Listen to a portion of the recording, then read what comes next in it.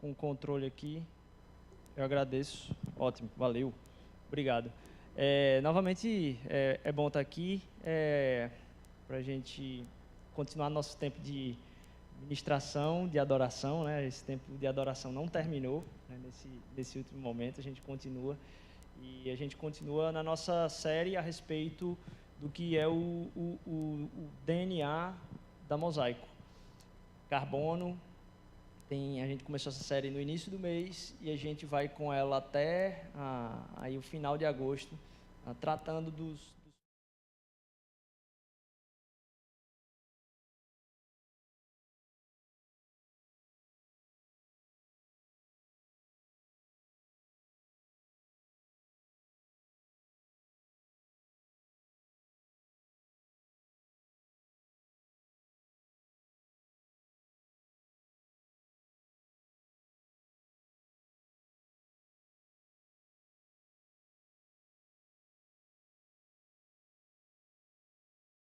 dar uma passada ali, achei lindaço assim, ver as criancinhas lá no Mosaic Kids hoje, num tempo tão especial, elas brincando lá e as estão servindo lá hoje, cuidando delas de uma maneira super amorosa, é muito bonito.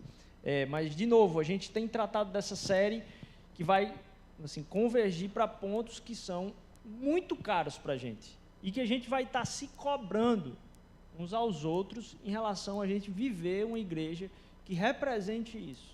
Que represente isso de uma maneira encarnada, como a gente tem falado. E mais, que a gente, ao falar de cada um desses pontos, a gente comece a destrinchar coisas que a gente poderia fazer e coisas que a gente deveria deixar de fazer, inclusive na forma como a gente lida com o nosso dia a dia na semana. E hoje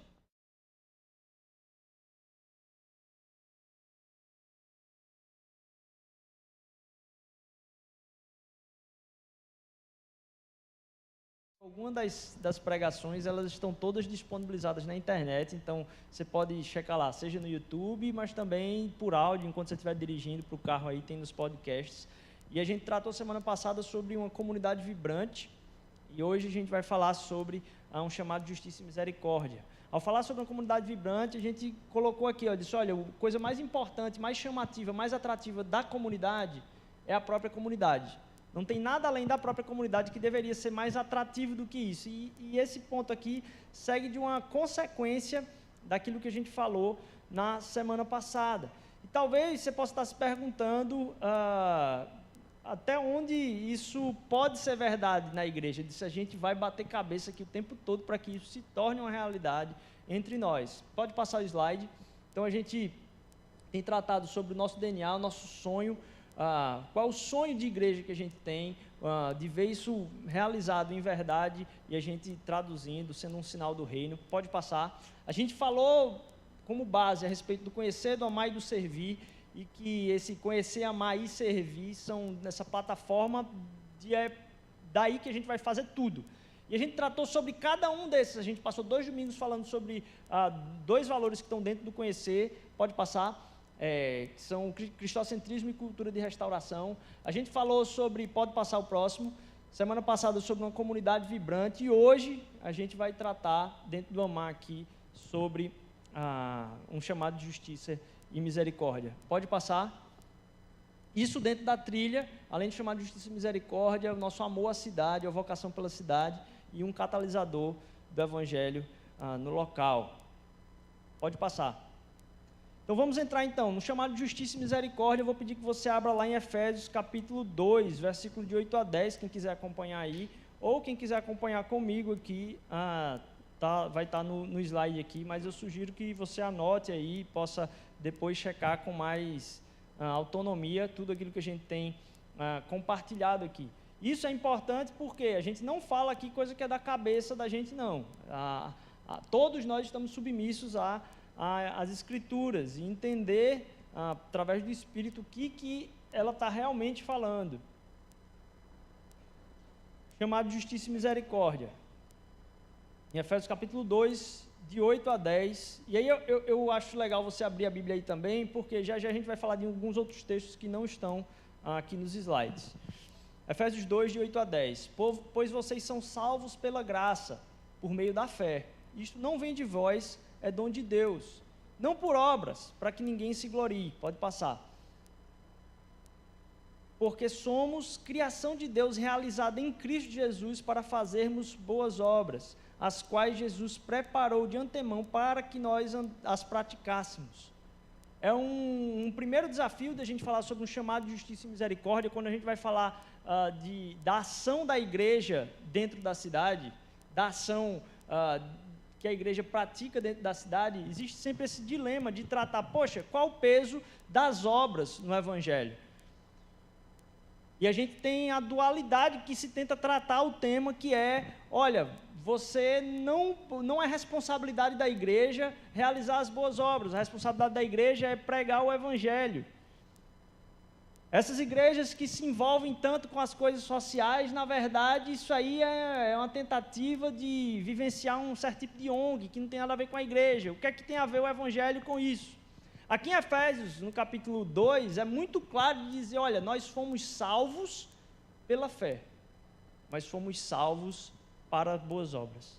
Então a gente foi salvo sem mérito, mas a gente foi salvo para praticar alguma coisa. A gente foi colocado, é como se disse assim, olha, você não é salvo pelos seus caminhos, mas agora você é retirado dos seus caminhos, da sua força, e colocado num caminho que Jesus já traçou. Você é colocado diante do percurso que Ele está gerando, e você precisa ser submisso a esse percurso. A gente não foi salvo pelas obras, mas a gente foi salvo para as boas obras. E isso pode passar? Isso é, vamos dizer assim, um desafio de tratar e entender, poxa, então, como é que eu sei se eu sou salvo?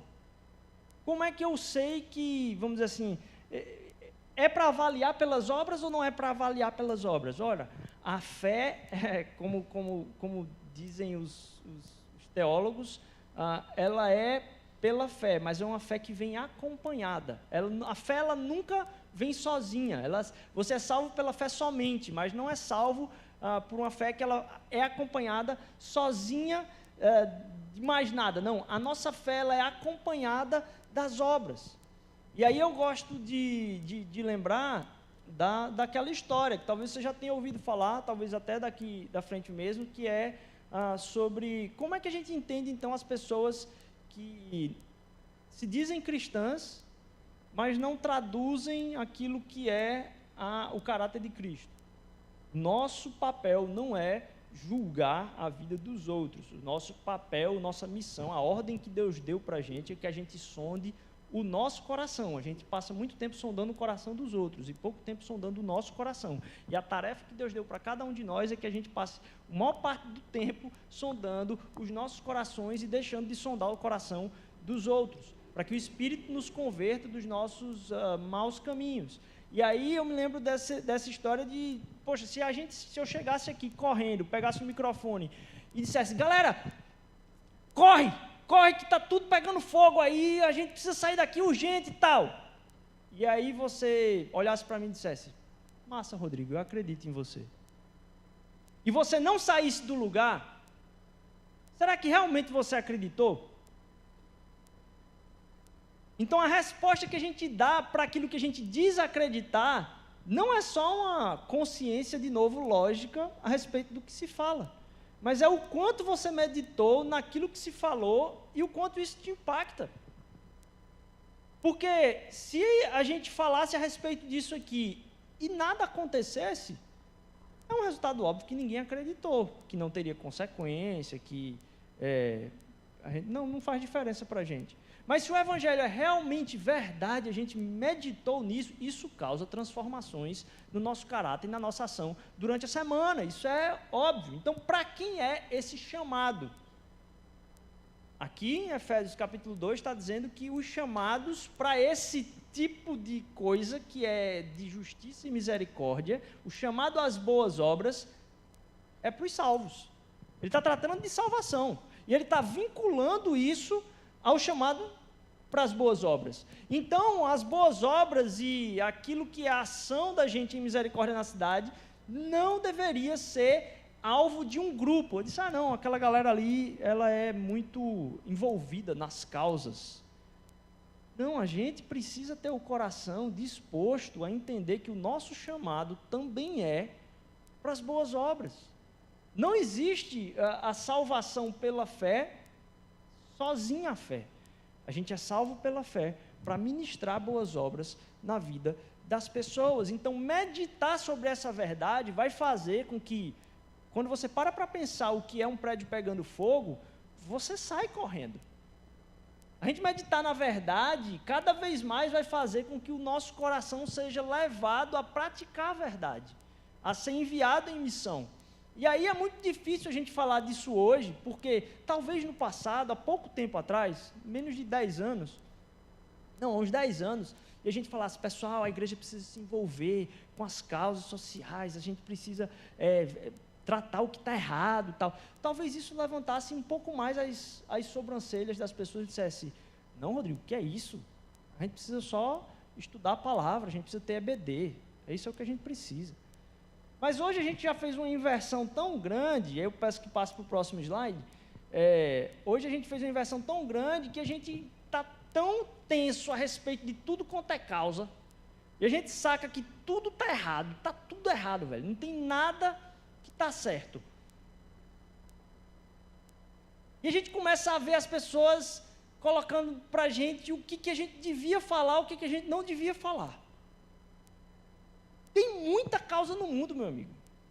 De novo, ninguém vai conseguir abraçar todas as causas. É impossível.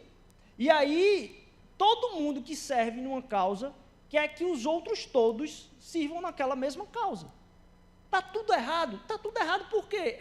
É a queda. Como é que você sustenta que está tudo errado sem acreditar na queda? Primeiro, isso aí não tem como. Porque se alguém vem dizer para mim, ei, cara, mas isso está errado, eu digo, não, está não. Está do jeito que devia estar.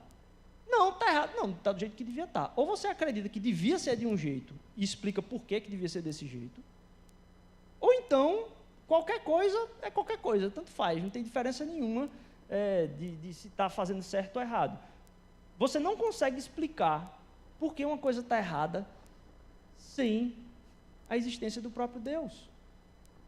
Mas bem, hoje a gente vive o está tudo errado. E cada um que vai dizer o que é que se tem que lutar por. Vamos dizer assim, é pelos encarcerados. Está tendo injustiça contra a gente encarcerada? Tá, tem muita injustiça. Falta remédio para as crianças com câncer? Falta remédio para as crianças com câncer, está lá na Constituição. Falta remédio para crianças com câncer. Tem problema de cuidado dos órfãos? Tem. Problema com a falta de cuidado com os animais? Tem. Tem a questão do autismo, que devia receber mais atenção? Tem. Tem problema com alimento transgênico? Tem. Tem problema com cuidado com as populações indígenas? Tem. Condições de trabalho, vamos dizer assim, dignas para as pessoas? Tem. Questão do racismo demais presente.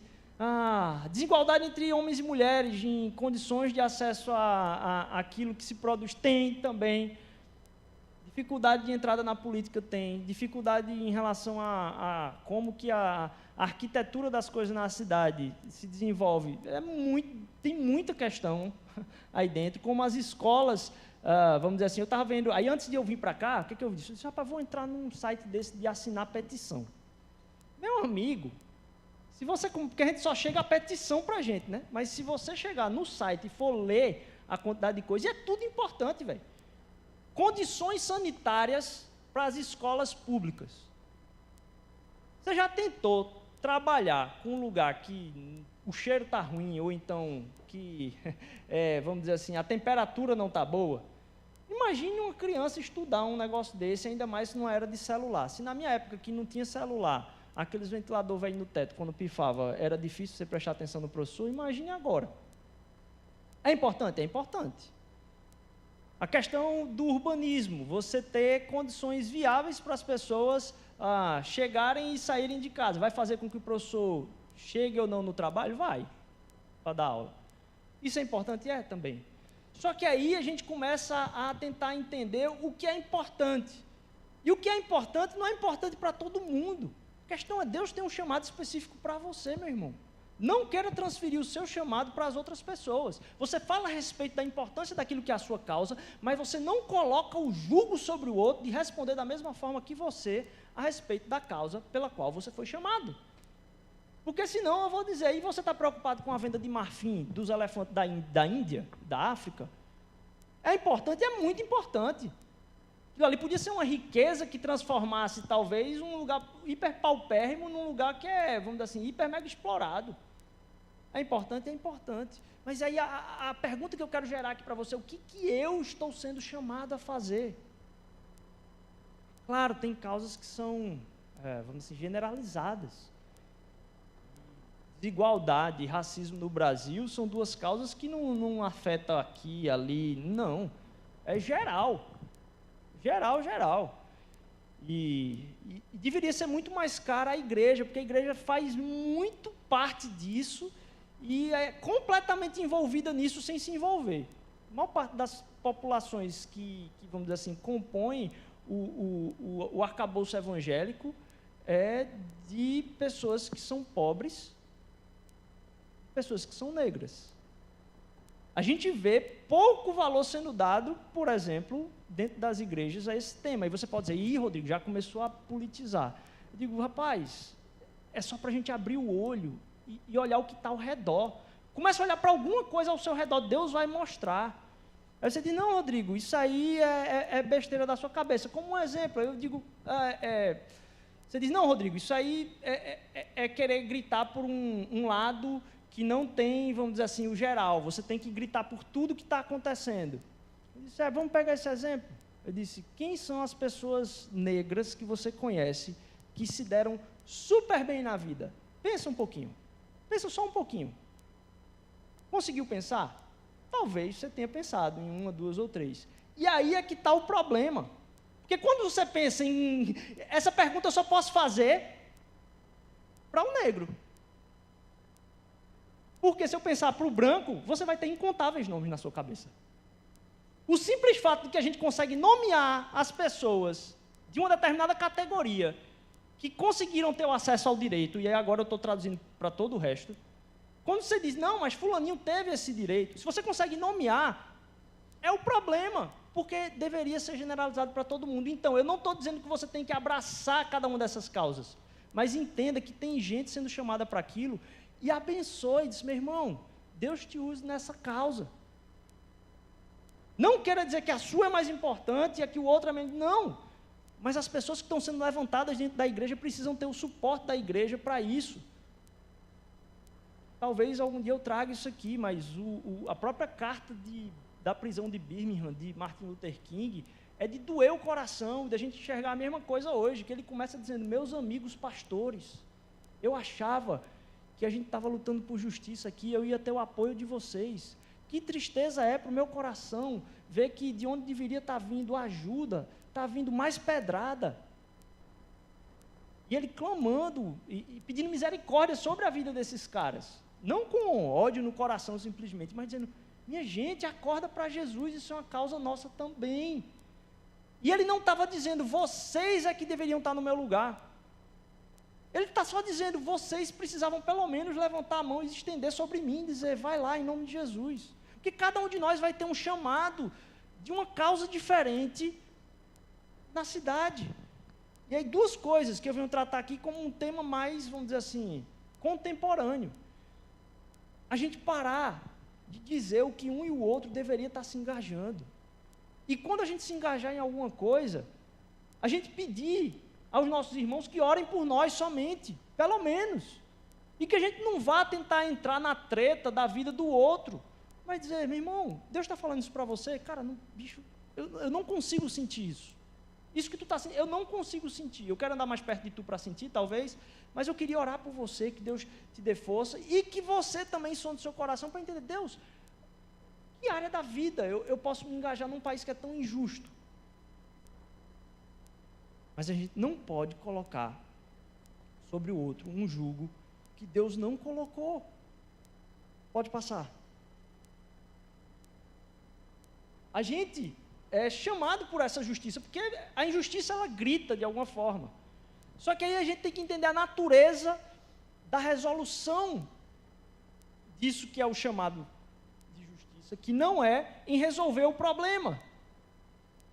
A igreja, por todas as injustiças que tem ao redor, não é chamada a resolver aqueles problemas. A gente está aqui para traduzir uma natureza. Eu quero lembrar de vocês, quem quiser acompanhar aí, está lá em Mateus capítulo 26, do 52 ao 54, não tem no slide, Mateus 26, do 52 a 54, narra o momento em que, na hora que Jesus está sendo preso, um dos discípulos levanta a espada e parte para cima do cara que trabalha com o sumo sacerdote e corta a orelha dele. Jesus responde a ele: guarde a espada, pois todos os que empunham a espada, pela espada morrerão. Você acha que eu não posso pedir a meu pai e ele não colocaria imediatamente à minha disposição mais de 12 legiões de anjos? Como então se cumpriram as escrituras que dizem que as coisas deveriam acontecer dessa forma? Coisa mais louca é que Deus poderia resolver tudo num piscar de olhos. Então, o nosso chamado não é de resolver um problema, uma falta e uma necessidade, mas de traduzir uma natureza de quem Deus é através de como eu lido com aquilo. De gerar nas pessoas uma consciência que vai nos fazer mudar da luta pela justiça para uma luta dos justos. Aqueles que são justificados pelo sangue de Jesus são colocados numa nova caminhada, no caminho para as boas obras, no seguir a Jesus Cristo em tudo isso, e se colocam agora a se dispor a servir as pessoas porque foram justificados, para traduzir para elas que elas não estão fazendo aquilo por necessidade, mas por natureza. A gente não faz porque precisa, a gente faz porque Deus transformou o nosso ser para sermos dessa forma. É quem deveríamos ser, não é o que deveríamos fazer simplesmente porque Ele poderia resolver aquela situação. Então a gente não luta para resolver um problema, porque o problema existe para que seja manifestada ali uma consciência de o que todo ser humano deveria fazer diante de uma desigualdade, de uma injustiça. Então, a consciência de pessoas que fazem aquilo em todas as áreas. Em todas as áreas. Essa igreja, então, não quer ser simplesmente militante de uma causa, mas quer revelar as identidades dos filhos de Deus. O que a palavra fala é o quê? A criação toda geme pela revelação daqueles que são filhos de Deus. Em todas as áreas. A gente não precisa se envolver com uma causa específica, e é lógico, toda causa que a gente fosse envolver é específica, porque não dá para envolver em todas. Então, uma hora a gente vai estar tratando alguma área, como agora há pouco a gente estava se envolvendo com as vacinas, no começo da pandemia, não tinha gente para trabalhar suficiente, e a gente se dispôs. Resolve alguma coisa? Pouco. Aí alguém me pode falar, não, mas o governo deveria fazer era concurso público, para poder absorver todas as pessoas que trabalham na área, e tem gente esperando ser chamada. É verdade, isso é verdade. Só que a gente não está ali para resolver o problema, a gente está ali para traduzir uma natureza. E se naquele momento não tem, beleza, que se resolva, mas agora a gente foi chamado a fazer isso, ok, vamos fazer. A gente não vai dar conta de tudo, mas a gente precisa entender qual é a lente do nosso coração em relação a tudo isso. E aí isso leva a gente a pensar em uma outra coisa, que é geral, que é o tema dessa graça e do mérito. Porque a gente pode levar, diante das injustiças, a pensar, ele está assim por causa disso. Se ele fizesse isso desse jeito, ele não estava lascado. Se ele fizesse isso, não estava nessa situação. Se a gente levasse esse tipo de pensamento para a gente, quem estava quebrado era a gente. Porque a gente vive falando, né? É um dito muito comum no meu evangelho, que é, eu só estou assim pela graça de Deus. Graças a Deus por isso, que livramento. É pela graça de Jesus que eu estou assim. Então vamos parar de jogar isso para o outro. Porque ele não está daquele jeito por uma coisa que você sabe. Se você está aí do jeito que você está, pela graça de Deus, por que o outro está de um jeito diferente? E olhe que em Recife deveria ser muito mais fácil você entender isso. Porque quem mora aqui em Recife sabe mais do que todo mundo que a gente só está aqui pela graça de Deus por um aspecto só. Vou pensar um. O trânsito. Todo mundo já passou por Livramento. Porque aqui se ensina a direção ofensiva, não é defensiva não. Então todo mundo sabe que o pessoal vai para o lugar e acha a coisa mais absurda que o recifense acha quando chega em outra cidade. Nossa, lá você pisa o pé na faixa de pedestre e as pessoas param. Veja que incrível, né? Como se fosse, era para funcionar desse jeito, né? Aqui você pisa, o cara acelera, buzina, passa por cima. Então, veja só, se você está onde você está e você diz, não, eu cheguei aqui porque foi muito esforço, não sei o quê, eu disse, e você tem 2 pernas. Porque se fosse atropelado, podia ter -1 ou -2. Ou talvez menos os braços também, ou está paraplégico, ou está sem conseguir falar. Mas todo mundo passou por Livramento aqui, pelo menos no trânsito. Aí você diz, não, Rodrigo, eu não passei não. Então estava tão desligado que nem viu que ia ser atropelado, estava ali. Que às vezes eu passo, dou até uma buzinada só para dizer, pelo amor de Deus, vê se não morre na próxima, né? Que aí eu buzino para ver se a pessoa toma um susto e diz, eita, não posso atravessar com o celular e tal. Mas por que a gente fica pensando no outro, velho? Se a gente está dizendo, pô, eu estou aqui pela graça. A gente está aqui então para manifestar essa graça. Esse chamado de justiça. Deus diz, olha, não é com espada que vai ser construído o meu reino, não. Esquece, para com isso. Não é para resolver problema. É para traduzir uma consciência de equilíbrio. Está ali a balança. A balança não é para dar a mesma coisa para todo mundo. A balança é para, tendo uma relação desarmoniosa, você conseguir fazer com que aquela relação se harmonize através dos pesos sendo colocados de maneira a equilibrar aquilo tudo ali. Então, quando você se colocar diante de uma situação injusta, pense o que é que eu tenho a menos e o que é que eu tenho a mais, no que é que eu sou rico, no que é que eu sou pobre, que eu posso produzir na relação para gerar nessa relação uma condição mais igual. Isso não quer dizer filantropia simplesmente. Estava lembrando essa semana, até hoje eu não entendi ainda o propósito disso na hora ali. Mas uma pessoa veio pedir dinheiro e veio dizer que estava precisando, o filho estava precisando de leite e tal, e aí a gente muitas vezes é chamado a dar o dinheiro e a gente sabe, não, esse cara vai usar para droga. Você sabe, e aí você fica, poxa, não vou dar.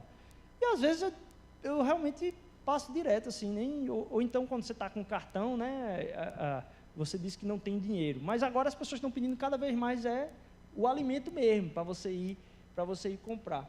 E aí eu já me vi tentado algumas vezes a dizer não. E essa semana eu não sei porquê, ainda sondando a Deus em oração, um cara veio falar isso aí para mim e eu disse, e ele contou uma história que ele estava com algum dinheiro no bolso. E aí ele já diz o preço que é o leite e tal, não sei o quê, estava embaixo de uma chuva.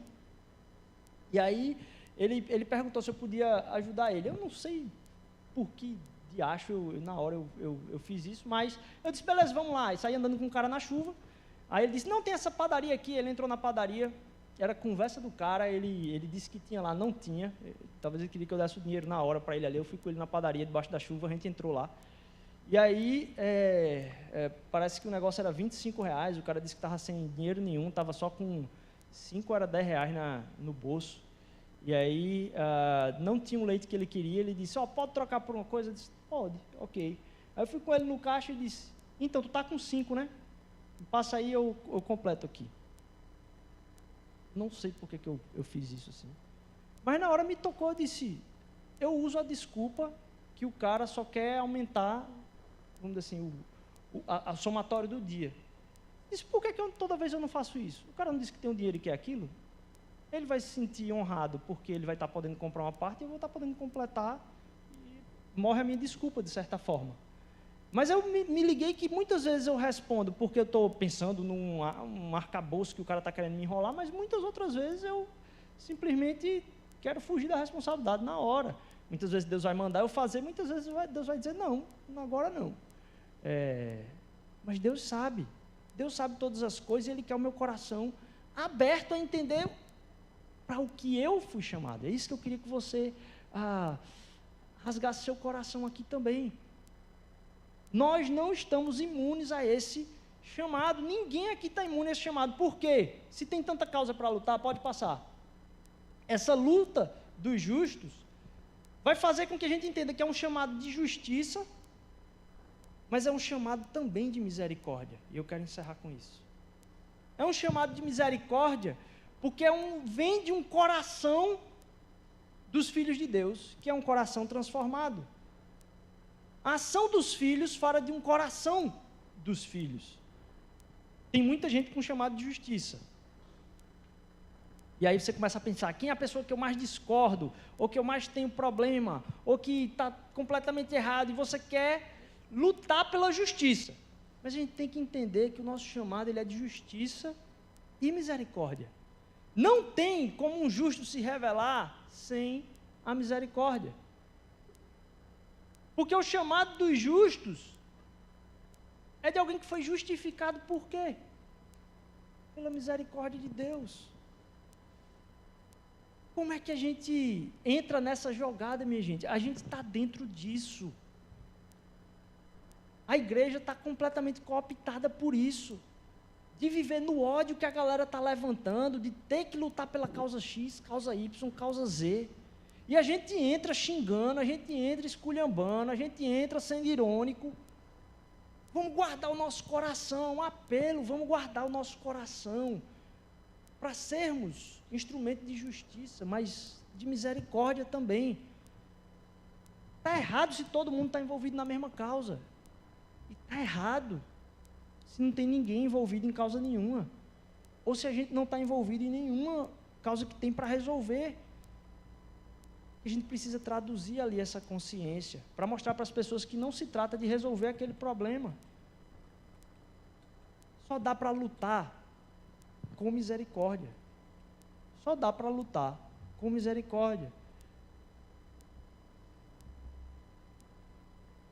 Lá em Lucas capítulo 9, versículo 54 e 55, trata de uma história que Jesus estava indo para Jerusalém, e ele passa por Samaria, assim, manda uns mensageiros para a cidade de Samaritano ali, para dizer, manda eles arrumar lá um negócio para mim. E aí os caras vão e voltam e dizem, Jesus, ninguém vai te receber não, porque sabe que tu está passando para Jerusalém. E aí, ao verem isso, os discípulos Tiago e João perguntaram, Senhor, quer que façamos cair fogo do céu para destruí-los? Mas Jesus, voltando-se, os repreendeu, dizendo, vocês não sabem de que espécie de espírito são?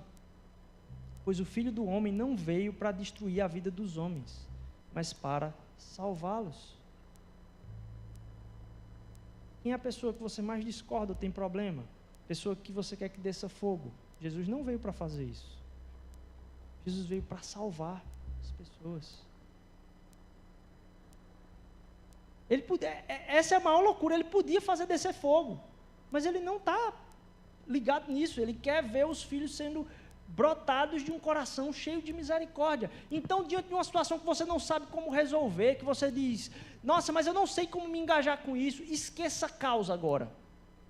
Pense em como o seu coração podia ser mais misericordioso. Porque não tem a ver com você entrar num grupo para resolver um problema, mas tem a ver com as pessoas que se apresentam para você durante a semana e você responder de uma forma mais misericordiosa, com um coração mais misericordioso.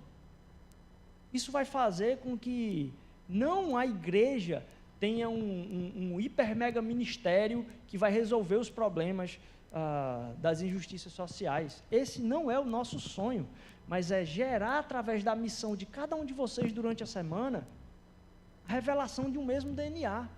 O pessoal ele diz, bicho, cara misericordioso. Numa empresa, na outra empresa, na outra empresa, na faculdade.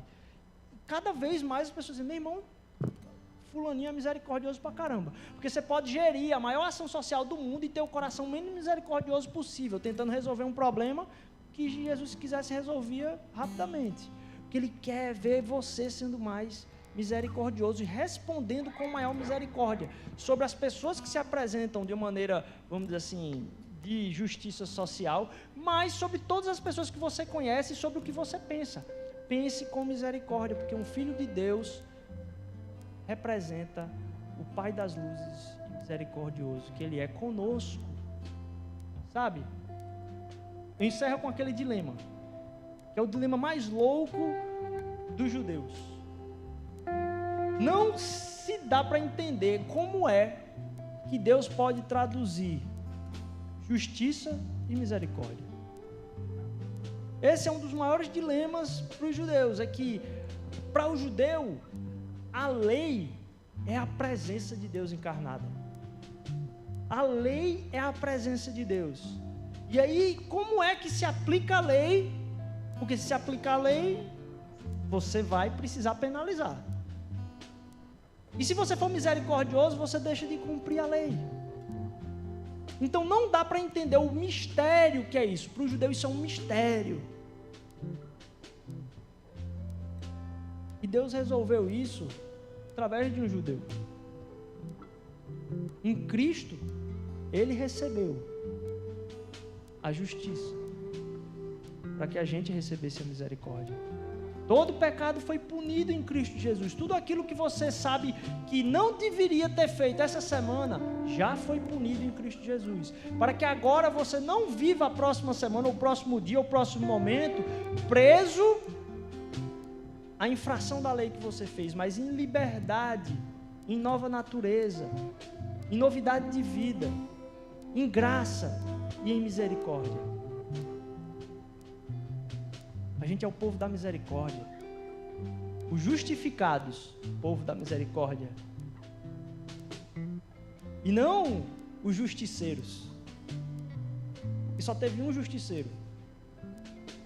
Ele aplicou justiça que nós merecíamos sobre o seu próprio corpo. Ele recebeu tudo. Toda injustiça do mundo caiu sobre os seus ombros. A minha, a sua e do maior maquiavélico do mundo aí. Caiu sobre os ombros de Jesus. Para que nós pudéssemos viver em liberdade. De não ter medo. E vai faltar para mim? Não, não vai faltar. Porque o que não devia faltar para a gente era punição. E a gente já foi livrado disso. Do que mais a gente tem medo? Não vai faltar para a gente. A gente pode derramar misericórdia. A gente precisa sair daqui entendendo isso. Por isso que a gente tem aqui na igreja o mosaico social. Pode botar o último slide aí. Não para que essa instituição tenha um grande projeto. Não. O mosaico social aqui tem se reunido toda terça-feira aqui de tarde. Toda terça-feira o pessoal vem para cá. Agora a gente vai começar com coleta de lixo aí para ajudar os catadores de uma comunidade que a gente está abraçando, chamada Comunidade do Papelão. Mas toda terça-feira tem uma galera, tá ali a foto delas, que estão se reunindo aqui, para pensar isso. Não como sendo a centralização do que o social da igreja faz, mas para servir de uma plataforma para que todos nós entendamos o chamado que Deus deu para a gente. Minha esperança é que não seja um pessoal do social que monte os projetos, mas que essa igreja possa potencializar talvez alguns projetos que já estão no coração de alguns de vocês aqui e vocês nunca botaram no papel. Comece a escrever as coisas que Deus fala para vocês. Não deixa morrer, porque Ele não vai entregar isso para outra pessoa. Deus tem um chamado específico para vocês.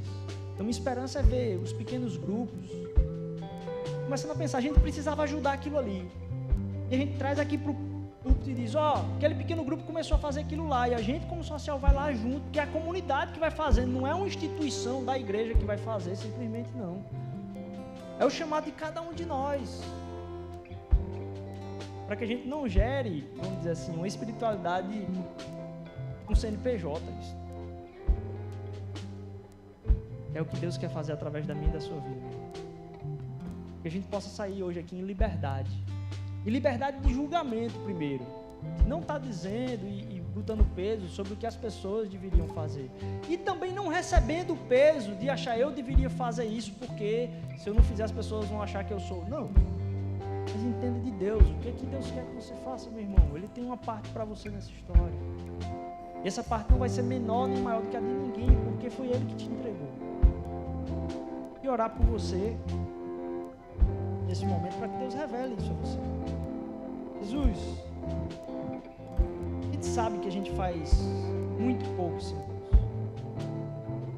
Vem converter o nosso coração a não olhar para o lado, mas sondar os nossos corações, a entender, Pai, que essa igreja quer inclusive apoiar outros ministérios de justiça e misericórdia na cidade, de outras igrejas, de instituições que não são de igreja também, Senhor Deus, mas que a gente saia pela cidade, Senhor Deus, como o povo que derrama graça e misericórdia, Senhor Deus, que traduz justiça, Pai. Nos ajuda a ser esse povo, Pai, que representa o Teu amor. Nos ajuda, Senhor Deus, a sonhar com coisas que o Senhor já colocou no nosso coração e a gente nunca tirou do papel, Senhor Deus, por achar que é no nosso poder, Senhor Deus, é no poder do Teu Espírito. Tu vais nos surpreender, Senhor Jesus. O Teu Espírito sempre nos surpreende. Usa cada um aqui no seu ambiente de trabalho, na sua vocação, em nome de Jesus. Amém. Amém.